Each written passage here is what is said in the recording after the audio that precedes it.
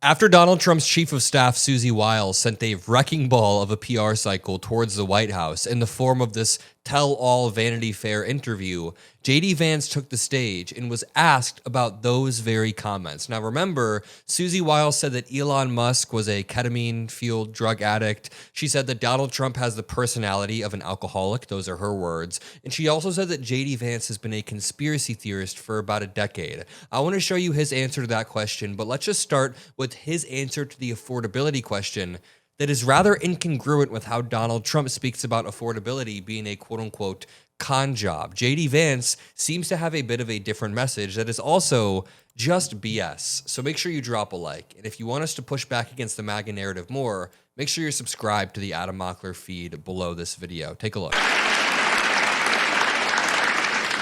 Mr. Vice President, thanks for taking my question. I'm Hannah Brandt from News Nation. As I'm sure you know, recent polling shows most Americans don't approve of how the Trump administration is handling the economy. I hear what you're saying, that it's going to take time to fix things, but the political reality is that the midterms are next year. Are you worried that affordability is a political liability for your administration and for Republicans? Look, I'm not worried about the politics because I believe fundamentally in the wisdom of the American people. When we go out there and we tell our story, that gasoline and energy got way too high under Joe Biden's administration, but we've lowered the cost of energy, the American people will understand that. The American people know that. When we go out there and talk about the fact that the affordability crisis that happened under Joe Biden's administration made a lot of Americans poor and working every single day to put money back in their pocket, I think the American people will understand and agree with that. Of course, they're going to be the ones who make the final decision. But I feel very confident that if we keep wages high, we keep energy prices low, we keep on chipping away at the affordability crisis created by Joe Biden's administration, yes, I believe the American people are going to reward us because the American people are smart. They know Rome wasn't built in a day. They know what Joe Biden broke is not going to get fixed in a week. We got to stay with it. We got to keep on working on bringing good jobs and money back into the United States of America. Okay, this entire speech was contradictory to what he then says about 10 minutes later. He then says the economy is in an A+++ position, and what he says in that clip is that Rome wasn't built in a day, which is a concession that the economy is still not doing well. Here's the reality. Joe Biden had insane inflation halfway through his term. It was at about 9.2%. But inflation then came down as he was leaving office. During Joe Biden's last year, especially his last few months, inflation was at about 2.9%, about 3%.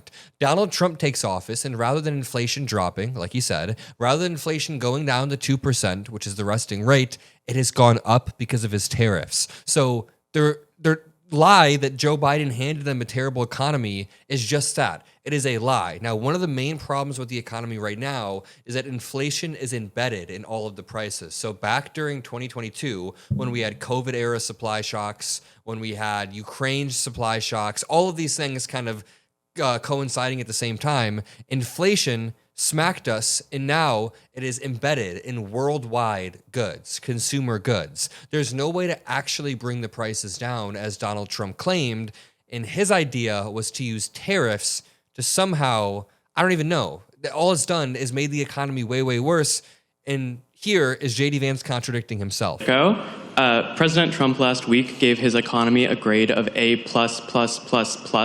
What grade would you give the economy today? A+++. Look,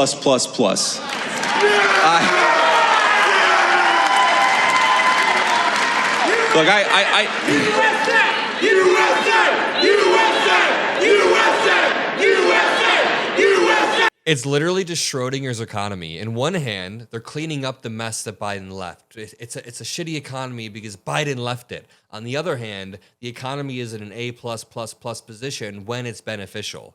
It's absolutely absurd. And then everybody starts chanting USA like they're dogs frothing at the mouth. USA! Here's the simple fact of the matter. Again, you have to understand all of this stuff in context. You have to ask yourself, what has the Trump economy been able to build over the past 10 or 11 months, given what we inherited from the Biden administration? Nothing. Manufacturing investment into the United States is down. The sole purpose of the tariffs was to increase manufacturing. It's down.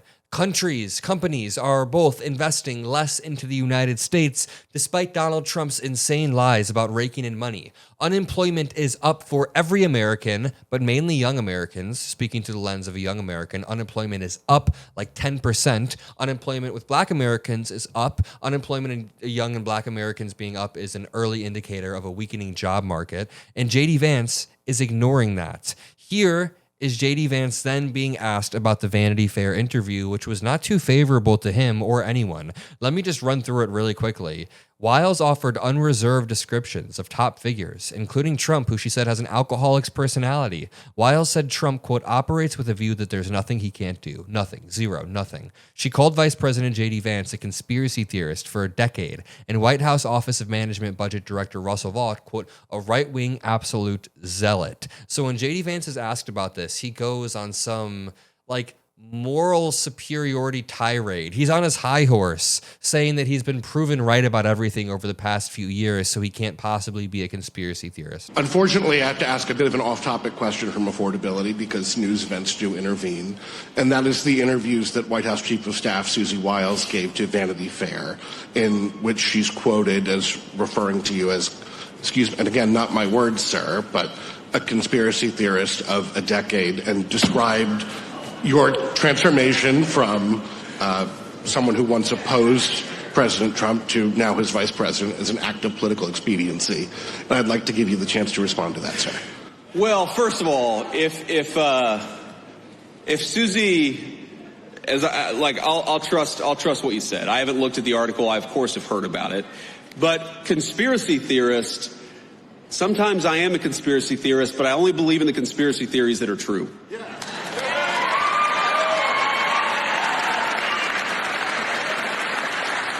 And by the way, Susie and I have joked in private and in public about that for a long time. For example, I believed in the crazy conspiracy theory back in 2020 that it was stupid to mask 3-year-olds at the height of the COVID pandemic, that we should actually let them develop some language skills.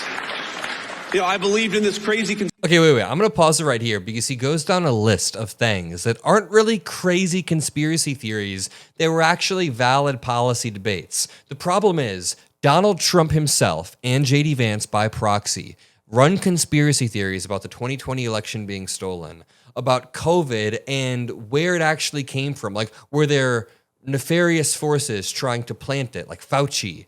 They run conspiracy theories about Democrats and their intentions with, sedition. They run conspiracy theories about immigration and about Soros. Everything Trump says is a conspiracy. Then JD Vance takes actual legitimate policy debates. Like, I remember back in 2020, Donald Trump was saying you should inject bleach, and he was saying crazy shit about masks.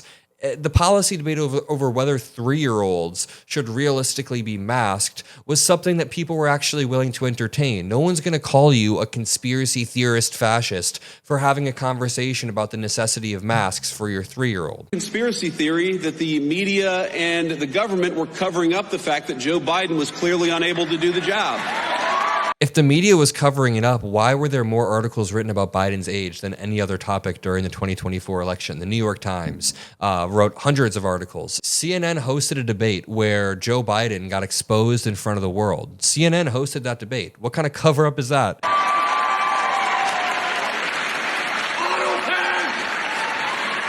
The Trump supporters in the crowd frothing at the mouth, screaming autopen. And I believed in the conspiracy theory that Joe Biden was trying to throw his political opponents in jail rather than win an argument against his political opponents. So this one really hurts me. This one is so gaslighty. Just remember, Donald Trump sent a DM to Pam Bondi, then accidentally posted it publicly. This DM said, please prosecute these 3 people. 2 out of those 3 people were then indicted immediately after. Don't let them gaslight you and think that Joe Biden was prosecuting anyone when Merrick Garland was like a puppy and Pam Bondi is like a pit bull going around indicting people over and over and over. At least on some of these conspiracy theories, it turns out that a conspiracy theory is just something that was true 6 months before the media admitted it. And I don't know why I'm getting myself mad and watching this clip of JD Vance clearly gaslighting with a pre-written script. He clearly had some time on the plane to come up with a rebuttal to this Vanity Fair article, and he used that time to come up with this BS about conspiracy theories. Not very strong political instincts. Trump is way more charismatic on stage. And by charismatic, I mean he's like a captivating train wreck on stage. Yet Trump supporters like that more than whatever the hell this is. I'm going to leave it there. I love you all and peace out.